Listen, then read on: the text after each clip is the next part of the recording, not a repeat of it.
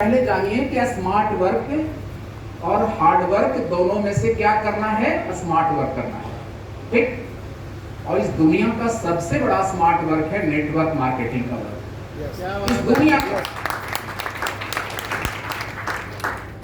ये बिजली वाले को भी गुस्सा आ गया कि दुनिया का सबसे बड़ा स्मार्ट वर्क नेटवर्क मार्केटिंग के वर्क को बताया जा रहा है ना। आइए इसको हम लोग प्रूफ करें कि कैसे दुनिया का सबसे बड़ा स्मार्ट वर्क है।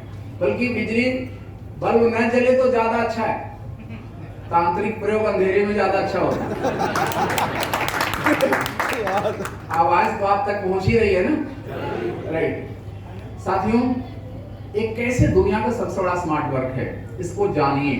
फिर कभी ब्रह्मा जी भी मिल जाएंगे ना, तो आप उनको यही कहिएगा कि मुझे 7 जन्म नेटवर्कर ही बनाना। किसी काम में सफलता तब मिलेगी ना जब उस काम को आप दिल से करेंगे, गर्व के साथ करेंगे, तभी तो सफलता मिलेगी।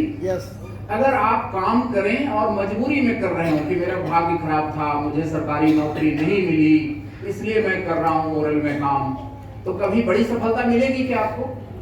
बोलिए, नहीं मिलेगी।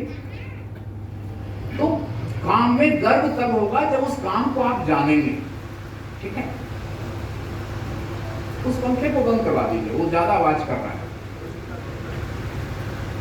मौसम तो ऐसे ही ठीक है, और थोड़ी गर्मी होती है तो होने दीजिए ना, हम लोग तो आग वगैरह की बात कर ही रहे हैं, है ना। हाँ, अब आवाज सही हो गई। साथियों, मैं बात कर रहा था कि व्यक्ति जीवन में कैसे आगे बढ़ेगा, उस टॉपिक पर हम लोग स्मार्ट वर्क पर थे। और नेटवर्क मार्केटिंग सबसे बड़ा स्मार्ट वर्क है, इसको साबित कर रहे हैं, राइट ना। क्या है नेटवर्क मार्केटिंग? बहुत सारे नए लोग यहाँ आ जाए होंगे। कितने लोग हैं जो नेटवर्क मार्केटिंग ज्यादा दिन से नहीं किए हैं, हाल फिलहाल में शुरू किए हैं? हाथ उठाइए। वाह, बहुत स्वागत आप सबका। यहाँ पर तो काफी लोग मौरवा क्षेत्र से, जो मोर ध्वज का क्षेत्र है, वहां से भी आए हुए थे ना। अभी हमारे गांव से दीक्षित साहब भी बताए, और काफी लोग उधर से आए हुए थे। बताइए, अभी ध्यानचंद जी भी मीटिंग में आ गए थे, हॉकी के जादूगर, जिनको हिटलर ने इनवाइट किया था कि आप आ जाओ, जर्मनी का नागरिकता देते हैं। बहुत सारा ऑफर हिटलर ने दिया था ध्यानचंद जी को। वो इतने बड़े देशभक्त थे कि हिटलर के ऑफर को उन्होंने ठुकरा दिया, जबकि किसी की उस समय औकात नहीं थी कि हिटलर को ना कह दे। हिटलर तो बहुत बड़ा तनाशाह था ना, उसको ना कह दिया था ध्यानचंद जी ने।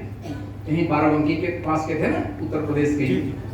और मोरध्वज की कहानी तो कुछ अलग ही लेवल की कहानी है, ताम्रध्वज और मोरध्वज की नहीं। अर्जुन को महाभारत के बाद बहुत घमंड हो गया था कि दुनिया का सबसे वीर हम ही हैं। अर्जुन को अहंकार हो गया था। तो भगवान तो अहंकार रखते नहीं किसी का। तो कृष्ण जी एक बार अर्जुन को लेकर के आए, और एक लड़का जो है सो अर्जुन के रथ को पीछे से रोक लिया। अब अर्जुन खूब ताकत लगाया, फिर भी वो लड़का इनसे पराजित नहीं हुआ। तो अर्जुन को बड़ा सदमा पहुंचा कि मैं तो दुनिया का सबसे वीर आदमी हूँ, महाभारत जीत लिया हूँ, एक लड़का कौन है जो मुझे हरा रहा है। तब कृष्ण उसको बताए कि एक मोरध्वज है, उन्हीं का लड़का है ताम्रध्वज। मोरध्वज एक किसान घर में पैदा हुए थे, बाद में चल करके बहुत अच्छे राजा बने थे, सब आपको पता है। उनकी भक्ति और उनकी शक्ति दोनों की परीक्षा होने लगी। जमराज को कृष्ण भगवान ने बुलाया कि तुम शेर बन जाओ, शेर लाइन, और अर्जुन को साधु बना दिए। और कृष्ण उन दोनों को लेकर के गए मोरध्वज के पास, और बोले कि एक दिन आप ही क्या रहेंगे, आपके अतिथि हैं, और ये साधु जी हैं, इनका शेर है, और शेर भूखा है। परीक्षा होना था भक्ति का। शेर भूखा है तो शेर को मांस चाहिए, भक्ति की परीक्षा होनी थी। और साधु बने हुए थे अर्जुन ने कहा कि शेर भूखा है, इनको पहले खाना खिलाइए, उसके बाद हम लोग खाएंगे। अब मोरध्वज बोले कि जो कहिए सब ठीक है। तो शेर क्या खाना खाएगा, व्यवस्था मांस का कराते हैं कहीं से। उन्होंने, साधु जी ने बोला नहीं, आप अपना जो लड़का है ताम्रध्वज, उसको पेश कीजिए शेर को खाने के लिए। आप लड़का को भोजन के रूप में शेर के सामने दे दीजिए। यही कहानी है। और वो भी लड़का को ऐसे ही नहीं दे दीजिए, आप उस लड़का को पहले आरी से चीरिए, अपने ही बेटा पर आरी चलाइए, आरा चलाइए, उसको 2 पार्ट में करके शेर को दीजिए, तो शेर हमारा खाएगा। अतिथि को लोग कितना मानते थे भारत में कि अतिथि हैं, उन्होंने अपने लड़के पर आरी चलाया था, उसको देख करके अर्जुन बेहोश हो गए। तब कृष्ण भगवान फिर से सब कुछ को सही कर दिए, ताम्रध्वज को भी जीवित कर दिए, और ये प्रमाणित हुआ कि कितने बड़े वो भक्त थे मोरध्वज। तो ऐसे क्षेत्र के लिए, ऐसे लोगों के लिए बहुत जोरदार तालियां होनी चाहिए। तो साथियों, भारतीय संस्कृति काफी रिच है, हम सबको अपने संस्कृति पर गर्व होना चाहिए। और आज ऋषि पंचमी है, कल गणेश चतुर्थी था, आज ऋषि पंचमी है, और ऋषियों का ये धरती रहा है।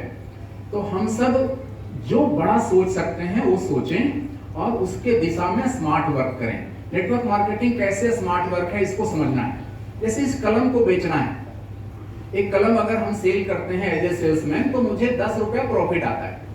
अब मुझे अधिकार मिल जाए कि हम अपने जैसे 10-20 लोगों को इस कलम को बेचने के लिए ज्वाइन करा सकते हैं। हमने 10 लोगों को ज्वाइन कराया, वो लोग भी एक कलम बेचने लगा, तो उनके सेल पर भी मुझे 4 रुपए आएगा। तो अब मेरी इनकम 3 से 40 रुपए होने लगी। उस 10 को भी अधिकार है कि वो भी 10-20 आदमी को कलम बेचने के लिए जोड़ सकते हैं। तो उन लोगों ने भी 10-10 को ही जोड़ा, तो दूसरे लेवल में 100 लोग हो जाएंगे। अब 100 लोग कलम बेच रहे हैं, उस पर भी मुझे 2-2 रुपए आएगा एज ए लीडर, तो मेरी इनकम डेली की 200 रुपए हो गई। अब उन 100 लोगों को भी अधिकार है कि वो भी 10-20 लोगों को जोड़ सकता है, वो लोग भी 10 लोगों को जोड़े, तो 1000 लोग हो गए तीसरे लेवल में। अब 1000 लोग जो कलम बेचेंगे उस पर भी मुझे 1-1 रुपए आएगी।